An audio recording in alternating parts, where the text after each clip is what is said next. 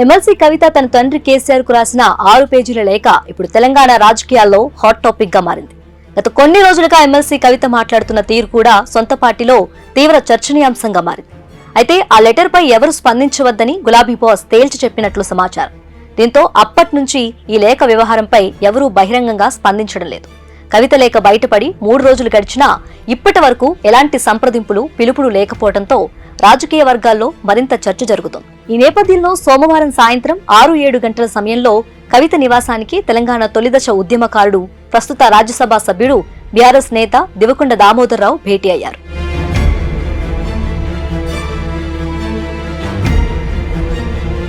కేసీఆర్ కు సన్నిహితుడుగా, ఆయనకు అత్యంత దగ్గరగా ఉన్న దామోదర్రావు కవితను కలుసుకునేందుకు రావటం రాష్ట్ర రాజకీయాల్లో ఆశ్చర్యంగానూ ఆసక్తిగానూ మారింది. కేసీఆర్ దామోదర్రావును కవిత వద్దకు పంపించారా అనేది హాట్ టాపిక్ గా మారింది.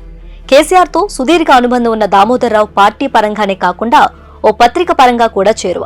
కేసీఆర్ ఆత్మగా బీఆర్ఎస్ వర్గం పిలుచుకునే ఆయన కేసీఆర్ తరపున కవిత ఇంటికి వెళ్లారు. అధినేత చెప్పిన విషయాల్నే కవితకు చెప్పారట. ఏదన్నా ఉంటే తండ్రితో నేరుగా కూర్చొని మాట్లాడుకుని సర్దుబాటు చేసుకోమన్నారు. ఎంపీ చెప్పిందంతా విన్న కవిత పార్టీలో ప్రస్తుతం తన హోదా ఏమిటి, భవిష్యత్తులో తనకు దక్కబోయే హోదా ఏమిటనే విషయంలో ఇప్పుడే కేసీఆర్ నుండి గట్టి హామీ దక్కాలని పట్టుబట్టారట. అలాగే తండ్రికి తాను రాసిన లేఖను ఎవరు లీక్ చేశారనే విషయం కూడా వెంటనే తేలాలి, వాళ్లపైన యాక్షన్ తీసుకోవాలని కవిత పట్టుబట్టినట్లు ఓ వర్గం చెప్పుకుంటుంది.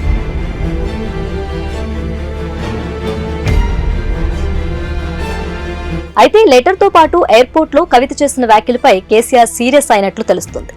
ఆదిలోనే ఈ అంతర్గత వివాదానికి చెక్ పెట్టాలని భావిస్తున్న కేసీఆర్ పార్టీ క్రమశిక్షణ నియమాల ప్రకారం కవితకు షోకాజ్ నోటీసులు జారీ చేసేందుకు సిద్ధమయ్యారని ప్రచారం జరిగింది.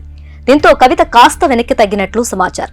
పార్టీ పరంగా షోకాజ్ నోటీసు ఇచ్చి చర్యలకు ఉపక్రమిస్తే తన ఉనికిని కోల్పోయే ప్రమాదం ఉందని భావించిన కవిత తండ్రితో కాళ్లబేరానికి రెడీ అయినట్లు తెలుస్తోంది.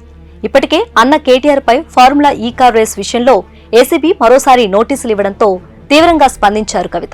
తమ వైఫల్యాలను కప్పుపుచ్చుకోవటానికి, ప్రజా సమస్యల నుంచి దృష్టి మళ్లించడానికి కుట్రపూరితంగా రేవంత్ రెడ్డి ప్రభుత్వం కేటీఆర్ కు నోటీసులు జారీ చేయటాన్ని తీవ్రంగా ఖండిస్తున్నానంటూ అన్నకు అనుకూలంగా మాట్లాడారు. తమ పార్టీ నాయకులకు వరుసగా నోటీసులు జారీ చేయటం వెనుక రాజకీయ దురుద్దేశం ఉందని విమర్శించారు. ఎవరెన్ని ఇబ్బందులు పెట్టాలని ప్రయత్నించినా తట్టుకొని నిలబడ్డ చరిత్ర కేసీఆర్ సైనికులదంటూ ఎక్స్లో పోస్ట్ చేశారు. దీన్ని బట్టి చూస్తే కవిత తన పంతం మానుకొని తండ్రి చెప్పినట్లే నడుచుకుంటుందని కొన్ని వర్గాలు గుసగుసలాడుతున్నాయి.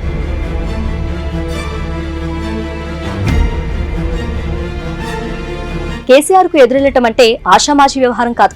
కేసీఆర్ తో కానీ పార్టీతో కానీ విభేదించిన వారిపై గతంలో ఎలాంటి రియాక్షన్ తీసుకున్నారో అందరికీ తెలుసు.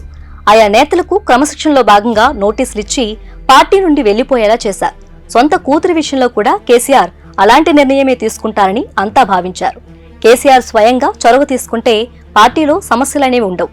ఈ విషయం కవితకు కూడా బాగా అర్థమైంది కాబట్టే లేఖ విషయంలో వెనక్కి తగ్గినట్లు టాక్.